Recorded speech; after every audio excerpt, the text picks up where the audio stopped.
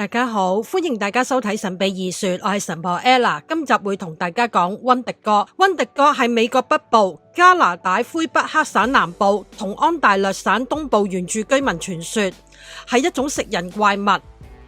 傳說之中，佢嘅骨同埋心臟都係冰，成個身體係透明，所以又叫做冰心食人魔。大約有20至30尺高。全口都係好尖嘅長牙，呼吸嗰陣會發出刺耳嘶嘶聲。雙眼全部都係血絲，腳掌淨係得一隻腳趾，手指有好利嘅尖爪，可以喺樹上高留低好深嘅爪痕，力大無窮。另一個傳說，溫迪哥好瘦，瘦到好似皮包骨咁，皮膚係死灰色，眼窩凹陷，嘴唇破裂，身上發出血腥同埋腐臭味。另外仲有其他傳說話溫迪哥體型比人類大1倍，每一次食咗人，體型就會迅速增長，最大可以高到去樹頂。基本上溫迪哥乜嘢都食，最中意食人肉。喺寒冬之中食物缺乏，會匿埋喺森林之中捕食路人。阿爾岡昆人認為，如果獵人出咗去狩獵嗰陣失咗蹤，一定係俾溫迪哥食咗。溫迪哥可以附身喺人類身上，被附身者會有永無止境飢餓感，渴望食更多人，傾向殺人。好多傳說之中，溫迪哥多數喺飢寒交迫嗰陣出現，象徵永無止境飢餓將人類摧毀，殺害朋友同家人嘅怪物。同時溫迪哥象徵貪念同暴食。到咗殖民時期有咗新意義，因為殖民者嘅生活同原住居民完全唔同，貪念、冷漠同摧毀成為溫迪哥隱喻。2024年12月，明尼蘇達州北部靠加拿大邊境，事主當時探佢阿叔，佢阿叔住喺一個森林入邊一間屋，好遠先至有一個鄰居。嗰一晚好凍，佢阿叔入咗城買嘢，佢自己一個喺屋企。咁凍佢冇出到去，喺火爐旁邊玩電話。期間佢聽到外邊有啲聲，聽落唔似腳步聲，好似有啲嘢喺地下拖住行咁。初頭佢以為係風聲，不過下一刻傳出3下槍聲之後，佢就覺得奇怪，因為最近嘅鄰居喺幾英里之外，正常都唔會出街，而阿叔出咗去買嘢，未有咁快返。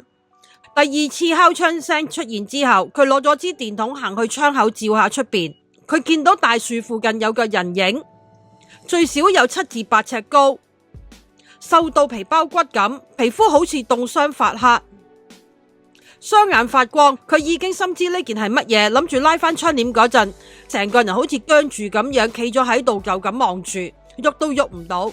佢見到隻嘢突然之間喺度笑，個口好大，大到佔咗佢成塊面一半，啲牙好尖好利。隻怪物同佢講：俾我入去。佢覺得佢講嘢速度好奇怪，好似播放錄音帶啲聲唔啱咁樣。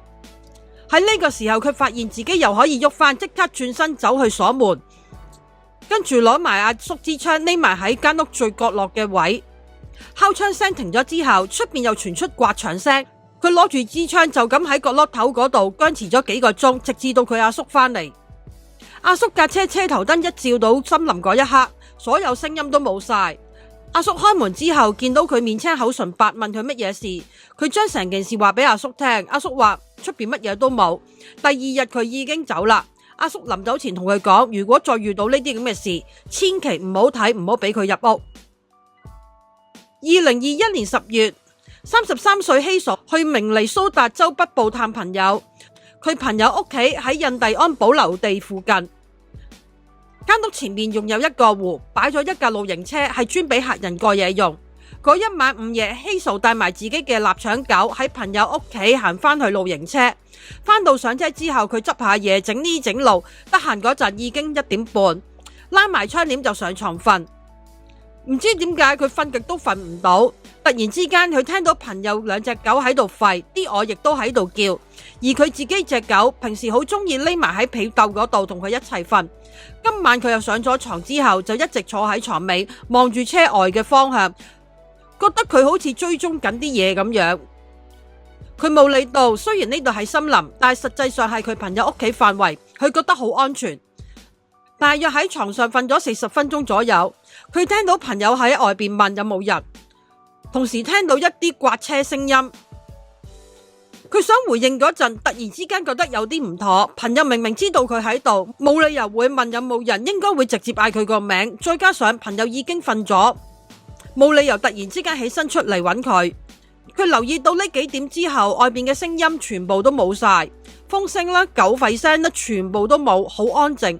而佢隻狗就喺佢身邊喺度震。平時如果外邊有人，佢就一定喺度吠。雖然佢自己喐唔到，不過想去廁所，呢一刻佢先至諗起自己唔記得鎖門。開頭佢以為係皮行者，但係又覺得唔似，因為皮行者唔會模仿朋友嘅聲音引佢自己出去，但係溫迪哥就會。佢知道呢種惡魔對望嗰陣可以引人出去，佢好小心咁樣行去車頭祈禱，然後翻上車。隻狗終於肯入被竇度瞓，而當時已經去到半夜2點半。一瞓落床之後，佢就聽到啲風聲，同埋朋友2隻狗喺度吠，而啲鵝亦都喺度叫。轉頭佢聽到其中一隻獵狗走咗去車旁邊，吠咗幾下之後，就喺車外邊嗰度趴低休息，好似話要保護佢咁樣。嗰一晚佢冇再落床，第二日佢將成件事話俾朋友知。朋友同佢講，佢翻咗上車之後，自己就走咗去瞓，冇出過去。嗰一晚佢先為住屋同露營車同埋所有人祈禱，先至翻上車瞓。上車之後，佢同一個好熟悉超自然現象嘅人傾偈。佢同呢個人講話自己隻狗嚇親，所以當時乜嘢反應都冇。呢個人話溫迪哥可以控制動物，等佢哋唔好通知主人。另外佢哋冇辦法入去唔係用森林材料做嘅屋，例如帳幕同露營車，就算放喺森林，因為係人工材料製造，所以佢哋都入唔到去。鎖門對佢哋冇用，因為佢哋可以開咗對門引你出去。佢哋通常都喺森林出現，間中會去小鎮，一定唔會去城市。對於呢啲資料，佢以前都冇聽過，亦都冇辦法印證。呢個人同佢講，以後去露營夜晚黑，記住唔好出去外邊去廁所，瞓之前要拉好道簾。如果打開咗，溫迪哥可以同你對望引你出去。佢離開咗朋友屋企之後，就去咗阿爸屋企住幾日。每一晚佢帶隻狗出去散步嗰陣，都覺得好似有人監視緊佢。朋友屋企同佢阿爸屋企2個地方相距大約3個小時車程，而佢已經準備由加拿大搬返去明尼蘇達州呢一區，希望可以揾到驅走溫迪哥嘅方法。另一個住喺德州嘅 DM， 佢阿哥承繼咗近海邊一個130畝嘅牧場，呢個地方好好，佢哋好中意，不過間屋就好差到連廁所都差唔多用唔到，啲水佢哋更加唔敢飲。不過去到基本上佢哋都好少飲水，基本上都係飲酒。佢哋主要去休息下同埋打野豬。有一日朝頭早4點鐘佢就醒咗，換好衫就帶埋步槍，自己一個出去打野豬。佢一路行一路覺得有人跟住佢咁，而且仲聽到有啲人聲。當佢停低周圍望下嗰陣，啲聲就會冇咗。佢以為係動物或者係自己錯覺，冇理到繼續行。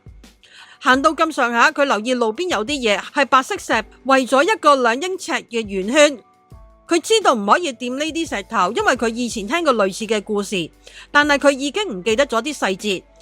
見到前邊乾草棚附近有啲嘢喺度喐，佢開頭以為係隻牛坐喺地下，點知嗰隻嘢企起身嗰陣，喺月亮光線下見到嗰隻嘢嘅輪廓，個頭係圓形，身體好瘦，手臂好長，雙腿膝頭哥向前彎，大約有7尺高。